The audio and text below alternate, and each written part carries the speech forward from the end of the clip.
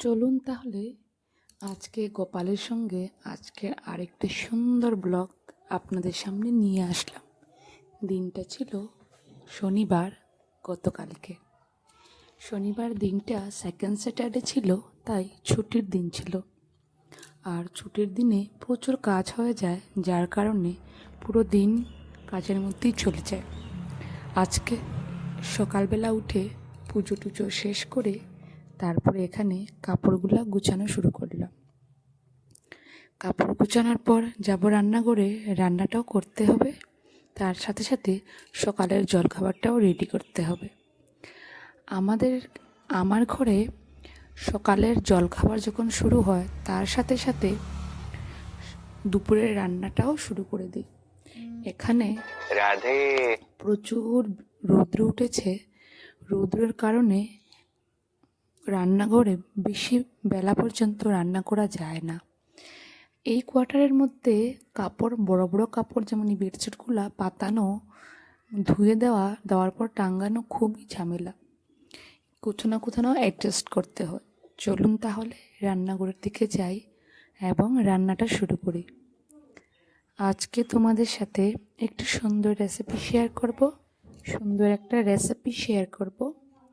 Simple recipe, সঙ্গে থাকো। তার সাথে সাথে আজকে রান্না করব খুব সুন্দর সিম্পল রান্নাবান্না এবং অনেক কিছু গল্প নিয়ে আসলাম। আমার এখানে মা যেহেতু আমার সঙ্গে এসেছে, থাকবে। মা যেহেতু পেঁয়াজ রসুন খায় না, তার কারণে পেঁয়াজ রসুন ছাড়া বেশিরভাগ রান্না হচ্ছে। আর আমার হলো পেঁয়াজ রসুন ছাড়া আমার রান্নাটা আমি ভালো করতে পারি না এবং আমি খেতেও ভালোবাসি না। আমার প্রত্যেকটা সবজিতে পেঁয়াজ দিতেই হয়। তাই আজকে চেষ্টা করলাম পেঁয়াজ রসুন ছাড়া পটল দিয়ে একটা রান্না। সেটা রেসিপিটা তোমাদেরকে আজ দেখাতে পারছি না, দই পটল নিরামিষভাবে। তার জন্যই এই প্রস্তুতিটা করছি। আদা, টমেটোর, কাঁচা লঙ্কা, কয়েকটা কাজু, তার সাথে সাথে কয়েকটা চাল মগজ থাকলে সেটাও দিতে পারো, কিন্তু আমার ছিল না বলে আমি দেয়নি। সবকটাকে একসাথে মিক্সি করে পটল দিয়ে পটলটাকে আলাদাভাবে ভেজে একটি সুন্দর মাখা মাখা তরকারি রেডি করব। আমাদের তিনতলার উপরে কোয়ার্টারটা পেয়েছি, যার কারণে প্রচুর গরম। দিনের বেলা ঘরের মধ্যে টিকা মুশকিল, আর এসিটা চালাতে সবসময় ভালো লাগে না। এদিকে সেকেন্ড স্যাটারডে হলেও স্কুলের জন্য ছুটি, কিন্তু মেয়ে দুটো রেডি হয়ে গেছে, স্কুলেই যাবে। একটা প্রোগ্রাম আছে, যে প্রোগ্রামের জন্য প্র্যাকটিসের জন্য ওদেরকে যেতে হবে শনি রবি 2 দিন। এদিকে মা সবজি কেটে দিচ্ছে, আর অন্যদিকে আমি ডালটা বসিয়ে দিয়েছি। মা বলেছে আজ মসুর ডালের পাতলা করে একটা ঝোল বানাতে, তাই এখানে মসুর ডালটা বসিয়ে দিয়েছি। এদিকে আমার বর সকালে ডিউটিতে চলে গেছে। সকালের জলখাবার কিন্তু এখনও হয়নি। সকালের জলখাবার খাওয়ার আগে আমার দুপুরের আধা রান্না কমপ্লিট হয়ে যায়। মেয়ে দুটো ঘুম থেকে উঠেই রেডি হয়ে গেছে, যাবে 10টার সময়, কিন্তু সকাল 8টার সময় ওরা রেডি হয়ে গেছে। আমি এদিকে চাপিয়ে দিয়েছি রান্না, তো বরেরা আসলে একসাথেই সবাই সকালের জলখাবারটা করব। অন্যদিকে কাপড়গুলো নিয়ে যাব ধোয়ার জন্য।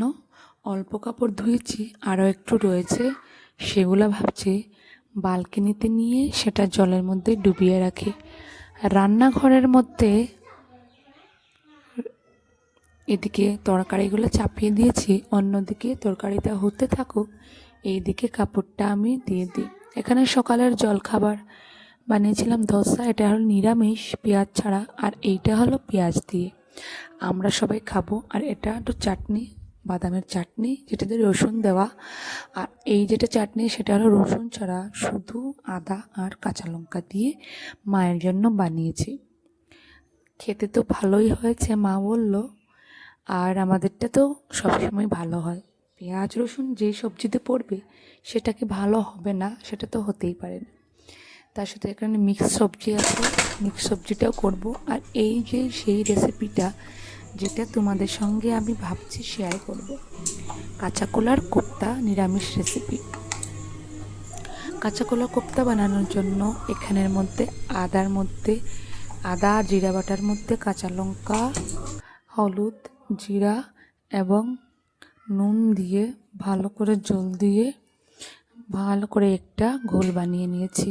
তারপরে সেখানে তেল গরম করে পাঁচফোড়ন এবং শুকনো লঙ্কা ফোড়ন দিয়ে জল দিয়ে ভালো করে ভেজে নেব যত সময় পর্যন্ত মশলাটা ভেজে উপরে তেলটা বের না হয়ে যায়। এই তো ভালো করে ভেজে নেব। অন্যদিকে কোপ্তাটা বানিয়ে রেখেছিলাম আগের দিন রাতের বেলা। কোপ্তাটাকে রাতের বেলা রেখেছিলাম ভেজে, কিন্তু সকালবেলা একটু তেলটাকে গরমও করেছি। তরকারিটা ভালো করে হয়ে গেছে মাখা। তার মধ্যে সেদ্ধ করে রাখা আগে থেকে আলুটা দিয়ে দেব।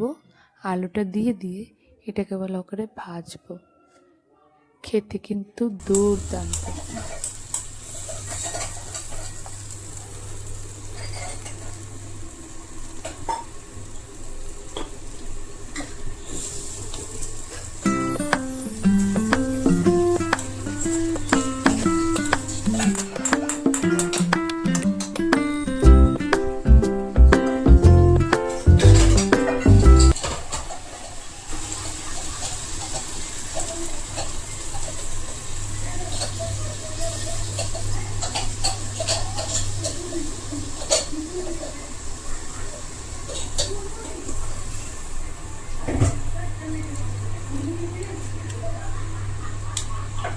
ঝোলটা দিয়ে দিলাম। এবার ভালো করে এটা গরম খাওয়া হবে। তারপরে নামানোর ঠিক আগে বড়াটা দিয়ে নামাবো। তার মধ্যে থেকে জলটা দিয়ে একটু এক্সট্রা কাজ করে নিই। অনেক দিন ধরে ভাবছিলাম এই খাবার টেবিলের একটা একটু চেঞ্জ করব। আমার বর বলেছিল খুব পছন্দ ওর ওই যে সুতির কটনের কাপড়ের যে টেবিল ঢাকন পাওয়া যায় সাদা রঙের ডিজাইন করা, ওইগুলো না ওর খুবই পছন্দ। তো বলছিল ওইগুলো নিয়ে আসতে। আর আমার ঘরে তো দুটো বাচ্চা আছে, তো ওদেরকে নিয়ে এইগুলো নিয়ে আসা দুদিনে খারাপ হয়ে যাবে, তার জন্য আমি নিয়ে আসছিলাম না। কিন্তু এইটা যেটা দিয়েছে সেটা গোল্ডেনের উপরে ছিল। তোমরা হয়তো যারা আগে কেউ দেখেছো আমার ভিডিও, তো সেটাতে দেখতে পেয়েছো। এটার মধ্যে না তরকারিগুলো পড়ে প্লাস্টিকের তো হলুদ হয়ে গেছে, আর সামনের সাইডটা ফেটে গেছে। তো ভাবলাম এইটাকে একটু পাল্টে দিয়ে দিই, মানে ভিতর সাইডে যে পোর্শন আছে সেটা ভালো সুন্দর, আর সামনের দিকটা একটু নোংরা হয়ে গেছে, মানে একটু হলুদ হয়ে গেছে, একটু ফেটে গেছে। তাই এটাকে এপাশ ওপাশ করলাম, করে তারপরে এটাকে আবার সুন্দর করে সেট করে। আর পর্দাগুলো রাত্রেবেলা হলে এইদিকে না আমাদের তো কোয়ার্টারের মধ্যে চারোদিকে তোমার কাচের দরজা, তো তার কারণে পুরো ঘর আর কি লাইট জ্বালালে বিকেল হলে দেখা যায়, যার কারণে পর্দাগুলো দিনের বেলা সরিয়ে রাখি যাতে নেটের ভিতরে হাওয়া ঢুকতে পারে, এবং সন্ধ্যা হলে বিকেল হলে পর্দাটা আবার লাগিয়ে দিই যাতে বাইরের দিক থেকে ঘরের ভিতরটা দেখা না যায়। তো সকালের রান্না বসিয়ে ওইগুলো করলাম, পর্দা দুটো সেগুলো ঠিক করলাম। ঠিক করে তারপরে এখানের মধ্যে এই টেবিল ঢাকনটা পাল্টে দিয়ে তারপরে রান্নাঘরে যাব। রান্নাঘরে গিয়ে ওই তরকারিটা জল দিয়েছি, এই যে তরকারিটা এটা ভালো করে পাক খেয়েছে, তার মধ্যে এখন এই বড়াটা দিয়ে দেব। বড়াটা দিয়ে একটু গরম মশলা দিয়ে আর হাফ চামচ ঘি দিয়ে এটাকে নামিয়ে নেব।